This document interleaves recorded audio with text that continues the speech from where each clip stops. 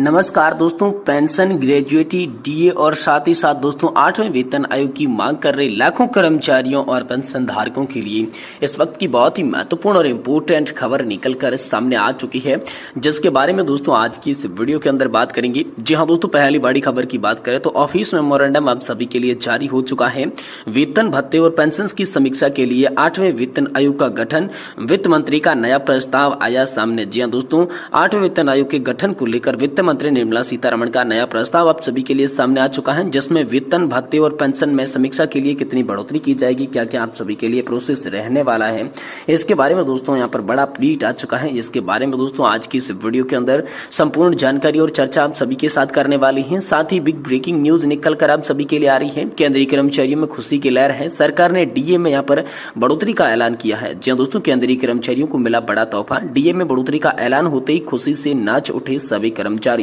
तो आखिरकार केंद्र सरकार ने डीए बढ़ोतरी को लेकर क्या बड़ी खबर जारी की है, इसके बारे में भी दोस्तों आज की इस वीडियो के अंदर बात करने वाले हैं।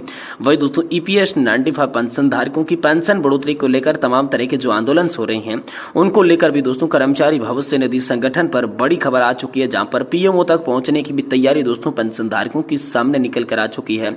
इसके बारे में भी बात करेंगे कि आखिरकार दोस्तों पेंशन आंदोलन को लेकर ताजा खबर क्या है, क्या पेंशन बढ़ने वाली है, क्या पेंशन धारकों की मांगे मंजूर होने वाली है, और आखिरकार दोस्तों पीएमओ तक यहां पर पहुंचने की पेंशन धारकों की क्या तैयारी है, इसके बारे में भी आज की इस वीडियो के अंदर बात करेंगे। यानी कि दोस्तों पेंशन और पेंशन धारकों से जुड़ी तमाम बड़ी खबरों की चर्चा आज की इस वीडियो के अंदर करने वाली है। इसलिए हम सभी पेंशन धारकों से निवेदन करते हैं कि दोस्तों आज की इस वीडियो को आप लास्ट तक जरूर देखिएगा। साथ ही अगर आप पहली बार हमारे चैनल पर विजिट कर रहे हैं तो चैनल को सब्सक्राइब करने के साथ साथ वीडियो को भी लाइक जरूर कर दीजिएगा।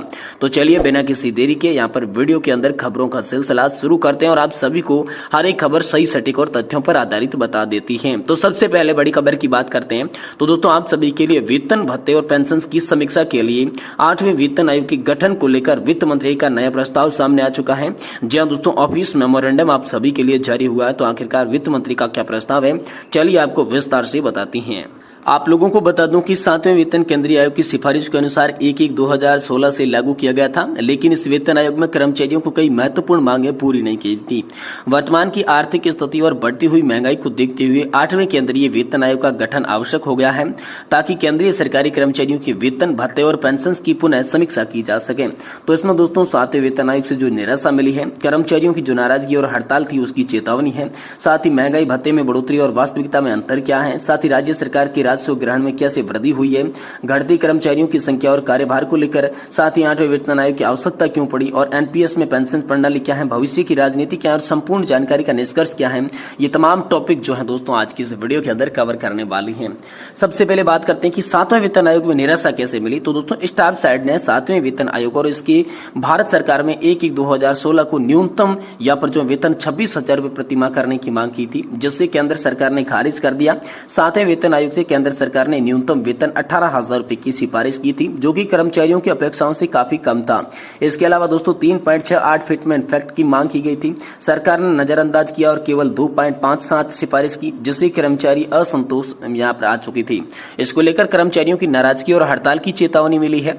जी हाँ दोस्तों, 7वें वेतन आयोग की प्रतिकूल सिफारिशों से नाराज होकर राष्ट्रीय परिषद यानी कि जेसीएम के घटक संयोजक के न्यूनतम वेतन और फिटमेंट फैक्ट बढ़ाने की समीक्षा की मांग के साथ ही सरकार को हड़ताल की नोटिस दे दिए हैं। सरकार ने श्री राजनाथ सिंह गृह मंत्री, स्वर्गवासी श्री अरुण जेटली, तत्कालीन वित्त मंत्री श्री सुरेश प्रभु, तत्कालीन रेल मंत्री श्री मनोज सिन्हा, तत्कालीन राज्य रेल मंत्री अध्यक्ष मंत्रियों में एक समिति बनाई, ताकि स्टाफ साइड के साथ बातचीत की जा सके। उसके बाद चर्चा की गई और साथ ही फिटमेंट फैक्ट और न्यूनतम वेतन बढ़ाने का आश्वासन दिया गया, जिसके कारण हड़ताल स्थगित कर दी गई। दुर्भाग्य से सरकार द्वारा न्यूनतम वेतन और फिटमेंट फैक्ट बढ़ाने के लिए कोई सकारात्मक कदम नहीं उठाया गया। इससे दोस्तों महंगाई भत्ते में बढ़ोतरी और वास्तविकता में अंतर क्या है। तो दोस्तों महंगाई भत्ता कर्मचारियों और पेंशन भोगियों की वास्तविक मुद्रास्फीति की तुलना में काफी कम प्रदान किया जा रहा है। 2016 से 2023 तक आवश्यक वस्तुओं की कीमतों में 80% से भी अधिक वृद्धि हुई है, जबकि 1/1/2024 तक केवल 50% ही डीए प्रदान किया गया है। इस कारण से कर्मचारियों को वास्तविक मूल्य वृद्धि का पूरा लाभ जो है वो नहीं देखने को मिल रहा था, काफी नाराजगी देखने को मिल रही थी। साथ ही सरकार की राजस्व संग्रहण में भी वृद्धि हुई है। जी हाँ दोस्तों, 2015 से 2023 तक केंद्र सरकार का राजस्व दोगुना हो गया है। 2022-23 में यहाँ पर पर आयकर और जीएसटी संग्रह में भी उल्लेखनीय वृद्धि हुई है। आयकर संग्रह में भी यहाँ पर वृद्धि की गई है। इससे स्पष्ट है कि सरकार भुगतान क्षमता बढ़ी है और अब वह कर्मचारियों के अधिक वेतन और भत्ते प्रदान कर सकती है। वही दोस्तों पिछले दशक में केंद्रीय कर्मचारियों की संख्या लगभग 10 लाख रिक्त पदों के साथ कम हो गई थी। मौजूद कर्मचारियों पर कार्यभार दबाव बढ़ गया है। 2020-21 में केंद्रीय कर्मचारियों की संख्या यहाँ पर जो है वेतन और भत्तों में काफी खर्चा कुल राजस्व का केवल दोस्तों यहाँ पर जो था वो 7 पॉइंट था, जबकि पेंशन भोगियों का खर्चा सिर्फ 4% ही था। तो दोस्तों 8वें वेतन आयोग की आवश्यकता क्यों पड़ी? तो स्टाफ साइट के सचिव मिश्रा जी ने कहा कि आज की बदलती आर्थिक परिस्थितियों और महंगाई को ध्यान में रखते हुए 8वें केंद्रीय वेतन आयोग का गठन अत्यंत आवश्यक है। इस आयोग द्वारा वेतन भत्ते और पेंशन की समीक्षा का कर्मचारियों को आर्थिक स्थिति में बेहतर बनाया जा सकता है। यह न केवल कर्मचारियों के जीवन स्तर को ऊंचा उठाएगा बल्कि उन्हें अपने कार्य की अधिक प्रेरित भी करेगा। साथ ही दोस्तों स्टाफ साइट के सचिव मिश्रा जी ने कहा कि 20 साल से अधिक केंद्रीय सरकारी कर्मचारी राष्ट्रीय पेंशन प्रणाली के तहत आते हैं और हर महीने अपनी बेसिक वेतन और डीए का 10% एनपीएस में योगदान करते हैं, जिससे उन्हें वास्तविक वेतन में कमी होती है। सरकार ने अब तक एनपीएस को खत्म करने और सीसीएस पेंशन नियम 1972 के तहत पेंशन बहाल करने की मांग को स्वीकार नहीं किया है। इससे सरकारी कर्मचारियों में असंतोष व्याप्त है और यह उनकी आर्थिक सुरक्षा को भी प्रभावित करता है। साथ ही स्टाफ साइट के सचिव मिश्रा जी ने कहा कि आर्थिक परिस्थितियां और मुद्रास्फीति और कर्मचारियों की घटती संख्या को देखते हुए 8वें वेतन आयोग का गठन अब आवश्यक हो गया है।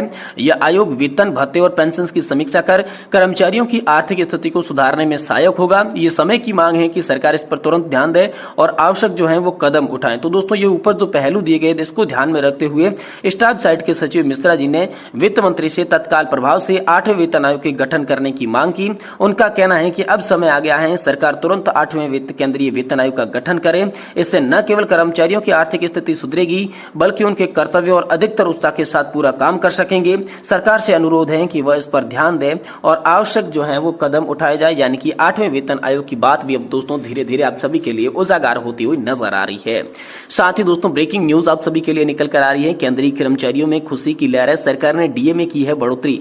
जी दोस्तों डीए हैक को लेकर बड़ा अपडेट आया है। केंद्रीय कर्मचारियों को मिला बड़ा तोहफा, डीए बढ़ोतरी का ऐलान होते ही खुशी से नाच उठे सभी कर्मचारी। जी हां दोस्तों देश के 2 राज्य कर्मचारियों को आज बड़ा तोहफा मिल चुका है। सिक्किम और पश्चिम बंगाल सरकार ने अपने कर्मचारियों की भत्ते में 4% की बढ़ोतरी की घोषणा कर दी है। वही पेंशन भोगियों की नकद सहायता 4% की बढ़ा दी गई है। वही अब मासिक वेतन और पेंशन की रकम भी बढ़ जाएगी। इसके अलावा बैंक कर्मचारियों के डीए में भी बढ़ोतरी का ऐलान किया गया है। जो नए नियम है वो दोस्तों 1 जुलाई 2024 से ही लागू होने वाले हैं। इसकी घोषणा सिक्किम के मुख्यमंत्री प्रेम सिंह तमांग ने यहाँ पर 10 जून को दूसरी कैबिनेट बैठक में की, जिससे इन दोनों राज्यों के कर्मचारियों को बड़ी राहत मिलेगी। नई बढ़ोतरी के साथ सिक्किम सरकार ने कर्मचारियों और पेंशन भोगियों के वेतन भत्ता बढ़ाकर 46% हो गया है। राज्य सरकार के एक बयान में कहा गया कि महंगाई भत्ते में बढ़ोतरी चालू वित्तीय वर्ष के राज्य के खजाने पर 174.6 करोड़ रुपए का असर भी पड़ेगा। वही दोस्तों पश्चिम बंगाल में ममता बनर्जी सरकार ने भी महंगाई भत्ते में बढ़ोतरी का ऐलान किया है। मंगलवार 11 जून को ममता बनर्जी की पिछली पश्चिम बंगाल सरकारी कर्मचारियों के लिए नकद भत्ते में 4% की बढ़ोतरी की घोषणा की है। नई जो डीपी दरें हैं वो दोस्तों 1 जुलाई से ही आप सभी के लिए लागू होने वाली है। तो दोस्तों बड़ी खुशखबरी है यहाँ पर आप सभी के लिए। 2 राज्य जो कि सिक्किम और पश्चिम बंगाल है उनके मुख्यमंत्रियों ने यहाँ पर जो है डीए बढ़ोतरी के अंदर 4% बढ़ोतरी की घोषणा कर दी है। जिसमें दोस्तों यहाँ पर आप सभी के लिए बात करें तो दोस्तों सिक्किम के मुख्यमंत्री प्रेम सिंह तमांग और पश्चिम बंगाल के मुख्यमंत्री ममता बनर्जी ने दोस्तों यहाँ पर क्रमशः 10 और 11 तारीख को आप सभी के डीए में 4% की बढ़ोतरी का ऐलान कर दिया है। और 1 जुलाई से ही राज्यों में आप सभी को यहाँ पर जो है महंगाई भत्ते की दर जो बढ़ी हुई है वो मिलना शुरू हो जाएगी। तो बड़ी खुशखबरी इन 2 राज्यों के कर्मचारियों के लिए निकल कर आ रही है। वही केंद्रीय कर्मचारियों के लिए भी डीए को लेकर बड़ी खुशखबरी आ सकती है, क्योंकि मोदी कैबिनेट की बैठक में डीए पर फैसला होने की पूरी उम्मीद दोस्तों कर्मचारी और पेंशनधारक हाल फिलहाल में जता रहे हैं।